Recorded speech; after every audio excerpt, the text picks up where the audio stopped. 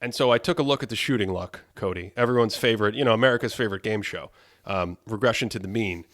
The Nets have had some crazy shooting luck on the defensive side. Well, it's not as crazy as what we talked about with Memphis, but it's been strong. It's been strong enough to completely shift how I think we would be talking about and thinking about this team and this defense if they even just had average shooting luck. So when you look at wide open threes, the league typically on wide open threes, according to the way Second Spectrum and NBA.com categorize them, shoots 37.7% on wide open threes.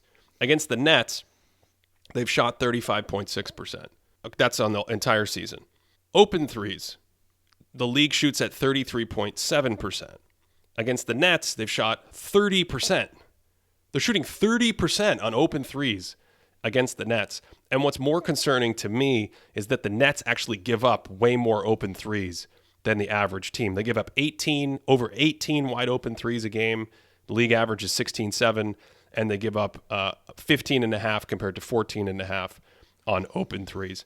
If you swap those numbers around and you just give them average shooting on open and wide open threes, the Nets would lose about 3 points off of their defense, and they would be the 22nd ranked defense in the NBA. And that, to me, is the bigger concern because I think they're having breakdowns on the back line. They're struggling to control pick and roll. We all watched that Kyrie game against the Pacers, and the Pacers in the first half, man, had like a 135 offensive rating or something, and they were throwing out, they had O'Shea Brissett, Justin Holiday, Kiefer Sykes. I have to read this because I can't even remember this unbelievable collection of basically like replacement kind of parts, not good offensive talent for the NBA level. Dwayne Washington, Lance Stevenson in his first game back. Now he hit a handful of crazy jumpers, so he hits 5 or something, and you'd expect him to make 1. But that wasn't it. You could take those off the board. And to me, it was breakdown after breakdown after breakdown on the back line. The Nets like to switch everything, and the switching causes problems. They don't always have a guy ready to help. Their players sometimes are glued to the shooters in the corner and not paying attention to the ball, and they just really struggle with pick and roll actions or like cuts through the middle. That Pacers game was a disaster. And I don't know how to feel about their switch heavy defense because I know, especially last year, there's a lot of numbers floating around. People were really excited about Nick Claxton being one of the best perimeter defending bigs. And of course, if you're a strong perimeter defending big like Bam Adebayo too, you don't mind having your big switch out there. But he's also their best rim protector by a country mile. Like when you dive into the number, like the percentage of, what is it? Players shoot significantly worse. I don't remember what it is, but they shoot something like 16 percentage points worse at the rim when Nick Claxton is defending them there. And no one else on that Nets team is anywhere near that. And Claxton isn't able to use that ability of his if he's nowhere near the rim. And if he's not doing that, the usual teammate that's back there that's covering up a lot of that is Kevin Durant. And I feel like Kevin Durant, just by nature of his length, can be a solid shot blocker. I feel like a couple years ago when he was with the Warriors was probably the best his defense looked. And, he was never a strong 2-footed jumper.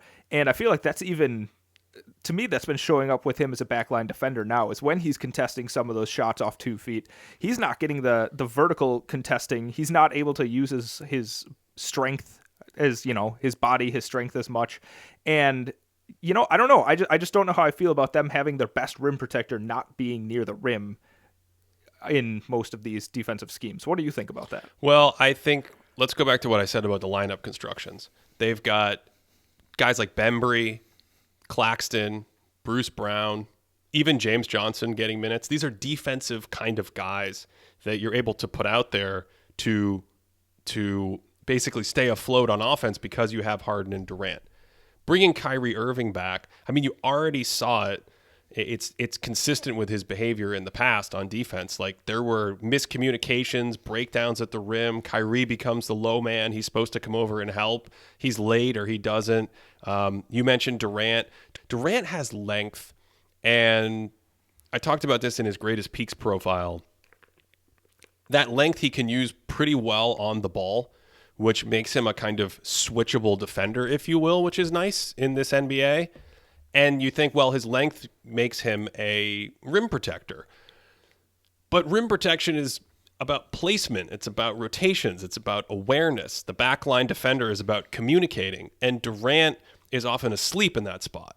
And I actually think that's he's been a big contributor. I think this has been James Harden's worst defensive season in years.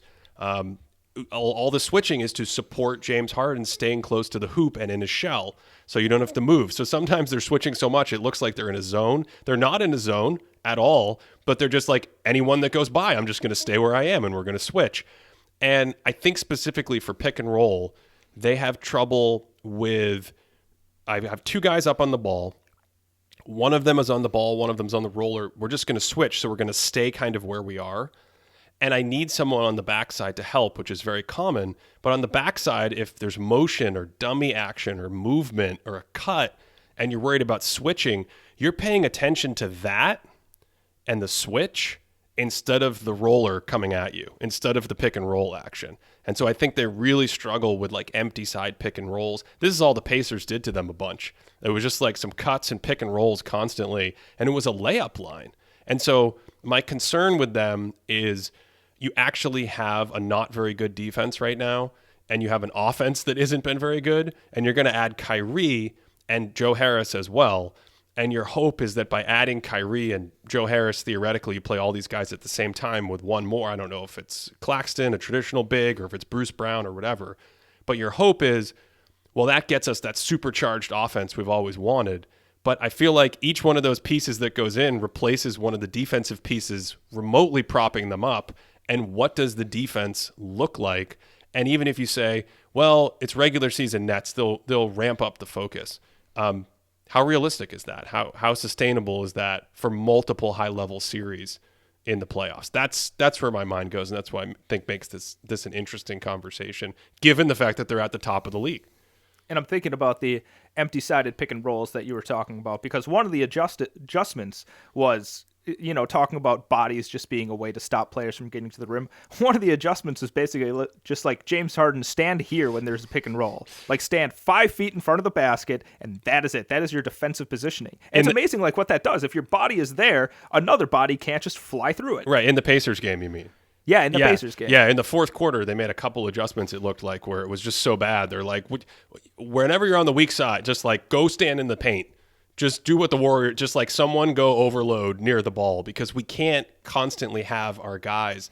Like I said, it's awareness, but there are also sets with the Nets, especially in that Pacers game, and I think they defend like this in general, where if one of their guys goes to the corner, so they're guarding a man in the corner, that defender almost checks out.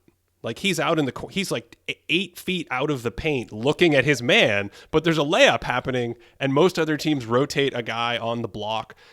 So this is my concern, is that the team, the shooting luck has propped up the defense. They're still at the top of the league in wins because, frankly, they probably do have an ability to win close games that other teams don't have. But I don't think that ability to win close games is going to do much good when you're playing way better teams that pound you. And the Nets record off the top of my head, Cody, is like 2-7 against the top 8 teams. I think those teams we just mentioned to get here, the Nets have been smoked by all of them. They can beat the Cavs though. They have 2 wins against the Cavs. Thanks for listening. You can find the full episode of This Thinking Basketball podcast on Apple Podcasts, Stitcher, Spotify, or wherever you enjoy podcasts.